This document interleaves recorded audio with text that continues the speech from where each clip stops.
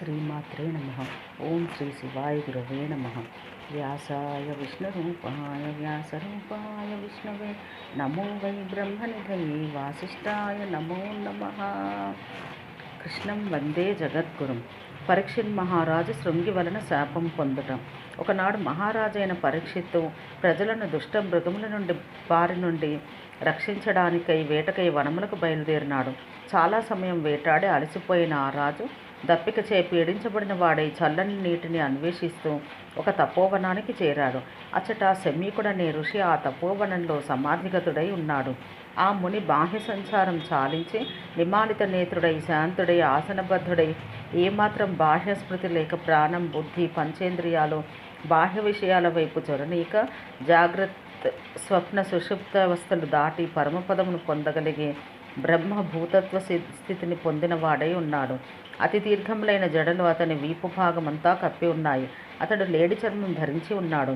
అటువంటి తపస్విని చూచి రాజు దాహంతో గొంతుక ఎండిపోయిన వాడై మెల్లగా అతన్ని సమీపించి డగ్గుత్తికతో హీనస్వరంతో తోయమ్ములు తెమ్ము మాకి తోయమ్ము వేటాడు వేళ దొల్లి పొడమది తోయమ్ము క్రియ జలదాహము తోయమ్ము వారలను లేరు దుస్సహమా అనగా అని వేడతో మహారాజు శమీక మహాముని సమాధినిష్ఠుడై ఉండడం గమనింపక ఇలా భావించాడు.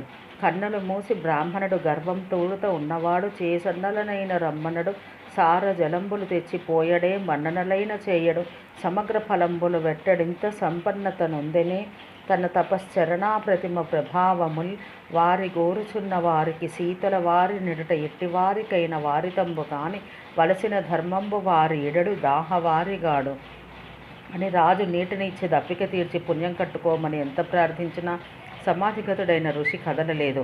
అందుకు కోపగించిన పరీక్షిత్తు ఈ ఋషికి ఎంత గర్వము, తనను లెక్క చేయకుండా ఉన్నాడని కోపగించి దగ్గరలో చచ్చిపడి ఉన్న ఒక పాముని చూసి వింటి కొనతో తెచ్చి ఆయన మెడలో వేశాడు. తర్వాత తన పరివారాన్ని కలుసుకుని రాజధానికి తిరిగి వెళ్ళాడు. ఆ సమీపంలో ఆడుకుంటున్న మునికుమారులు ఈ విషయాన్ని ఆ మునికుమారుడైన శృంగికి తెలియజేశారు. అది విన్న వెంటనే శృంగి కోపంచే నిండిన మనసుతో రాజును అప్పటి 7వ రోజున తక్షక విషాగ్నిచే మాడి చనిపోవునని ఇలా శపించాడు. ఓడక వింటి కోపున మృతోరగము గొనివచ్చి మారు మాటాడక ఉన్న మజ్జనకునన్ సతలంబున వెట్టి దుర్మద క్రీడ జరించు రాజు హరికేశవులడ్డిననైన చచ్చుపో 7వ నాడు తక్షక పనీంద్ర విషానల హేతి సంహతిని. సమాధిని విడిచిన తర్వాత శమీకుడు పుత్రక మనం ఎవరికి ఏ కీడు ఆచరింపక సర్వేజన సుఖినోభవంతో అని సర్వలోకం సుఖంగా ఉండాలని కోరుకుంటాం. నీవు ఎందుకు ఏడుస్తున్నావో, నా మెడలోనికి ఈ మృత సర్ప కళేబరం ఎలా వచ్చింది అని అడిగిన తండ్రికి కొడుకు అయిన శృంగిరాజు వచ్చి సర్పాన్ని అతని మెడలో వేయుట అందుకు కోపించి తాను రాజును శపించిన విధం చెప్పగా ఋషి విషయం తెలుసుకుని చాలా చింతించి రాజు చేసిన చిన్న అపరాధమునకు అంత ఘోర శిక్ష తగదని కుమారుని మందలించి ఇలా అన్నాడు. పొడిచిన తిట్టిన గొట్టిన పడుచుందురు కానీ పరమ భాగవతులు తారొడబరరు మారు చేయగ కొడుగా విభుడెట్లు చేయ గోరడుకు నీకును. అయ్యో, అంత తీవ్ర శాపం రాజుకు ఎందుకు ఇచ్చావో? అతడు చేసింది అంత పెద్ద దోషం కాదు. తల్లి కడుపులో దగ్ధుడగుతూ శ్రీకృష్ణుని అనుగ్రహం వలన పునర్జీవితుడైనాడు. పరాక్రమాలతో ప్రజలను కన్నతండ్రిలా పాలిస్తున్నాడు. అలాంటి రాజును శపించవచ్చునా? శ్రీకృష్ణుడు అవతారం చాలించడంతో ఈ లోకం కాపరిలేని గొర్రెల మందవలే లోకకంటకుల దొంగల బారిపడి నశించకుండా సమబుద్ధితో పరీక్షితు పరిపాలన చేస్తూ లోక సంగ్రహం గావిస్తున్నాడు. అలాంటి రాజును తొందరపడి శపించవచ్చునా?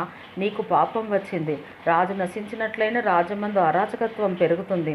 బలహీనుని హింసించి బలవంతులు వారి పశువులు భార్యలను ధనాదులను చౌర్యం చేసి తీసుకుని పోతారు. ప్రజలలో అన్యోన్య కలహాలు వ్యాపిస్తాయి. వైదికమైన వర్ణాశ్రమాచార ధర్మాలు లోపిస్తాయి. ప్రజలు అర్ధకామాలకు దాసులై వర్ణసాంకర్యం ఏర్పడుతుంది. భారత వంశంలో పుట్టినవాడు పరమ భాగవతుడు, అశ్వమేధ యాగం చేసినవాడు, ఆచారపరుడు, నీతి విశారదుడు, రాజకులైక భూషణుడైన వాడు దప్పిక వలన ఆశ్రమానికి వస్తే అతని దాహం తీర్చకపోగా శపించడం ధర్మం కాదు. స్వల్పమైన అపరాధం అతరుడై చేసిన రాజుకు నా బిడ్డడు నేరక శాపం ఇచ్చాడు. ఇతనికి వచ్చే పాపము శ్రీహరి తొలగించు, కృపజుడు అని చెప్పి ప్రాణ సంరక్షణకై ప్రయత్నం చేసుకొనమని తన శిష్యునిచే రాజుకు కబురు చేశాడు.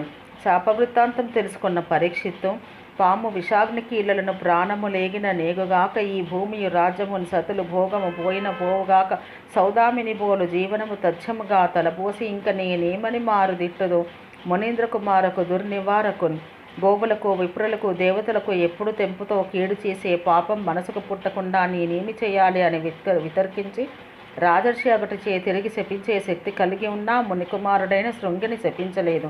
నేను వేటకై ఎందుకు వెళ్ళాను?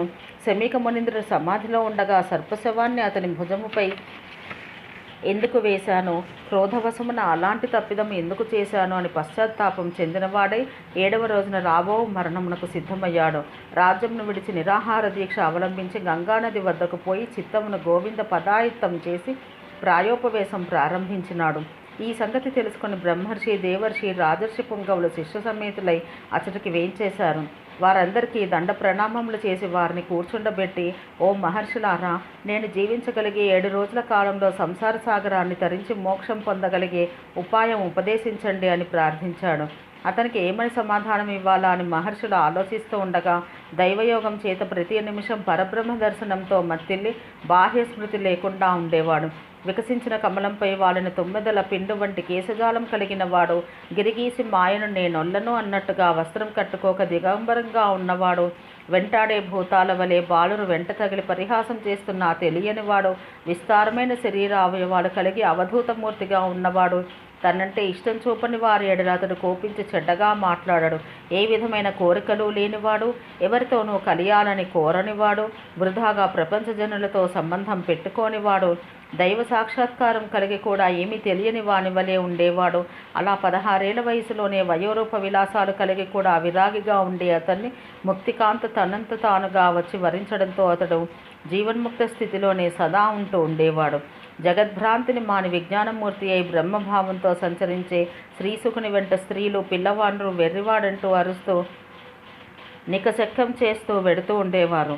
కానీ అతడు నిశ్చల భావంతోనే ఉండేవాడు. అటువంటి సుఖయోగేంద్రుడు తానుగా అతడికి వచ్చాడు.